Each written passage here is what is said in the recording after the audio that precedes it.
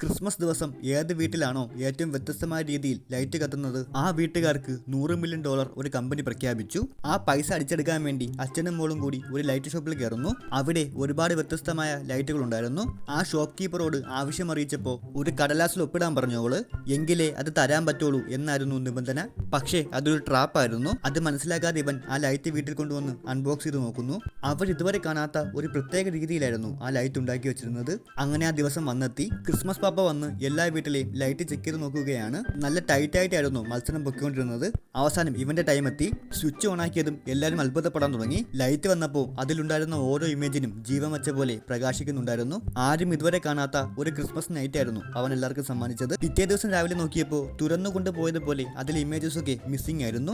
വീടിന്റെ പുറകുവശത്ത് കുറെ അരയന്നങ്ങളെയും അവർക്ക് കാണാൻ പറ്റി. ആ ലൈറ്റിലുണ്ടായിരുന്ന ഇമേജസ് ഒക്കെ റിയൽ ആയിട്ട് വന്ന് അവരെയൊക്കെ ആക്രമിക്കാൻ തുടങ്ങി. മുട്ടയിട്ട് വരെ പേടിപ്പിച്ചു. അപ്പോഴാണ് ഇവർക്ക് മനസ്സിലായത് അവരെ ബന്ധിപ്പിച്ചിരിക്കുന്ന ആ റിംഗ് എടുത്ത് മാറ്റിയാൽ ഇവരെയൊക്കെ പഴയതുപോലെ ആക്കാൻ പറ്റുമെന്ന്. അങ്ങനെ രണ്ട് പക്ഷികളെ പഴയ ഇമേജസ് ആക്കി അവർ മാറ്റി. അവന്റെ മോള് സ്പോർട്സിൽ പങ്കെടുത്തുകൊണ്ടിരിക്കുകയായിരുന്നു. പെട്ടെന്ന് തന്നെ ആ ലൈറ്റിലുണ്ടായിരുന്ന സർക്കസുകാരൻ ഇവളുടെ മുമ്പിലേക്ക് ചാടി. അയാൾ ഇങ്ങനെ സമ്മർ സാൾട്ട് അടിച്ച് കറങ്ങി വരുന്നുണ്ടായിരുന്നു. ഇവളെപ്പോഴത്തേക്ക് നൈസായിട്ട് ചാടി ആ റിംഗ് പൊട്ടിച്ചെടുത്തു. തൊട്ടടുത്ത നിമിഷം തന്നെ പുള്ളിക്കാരൻ പടമായിട്ട് മാറി.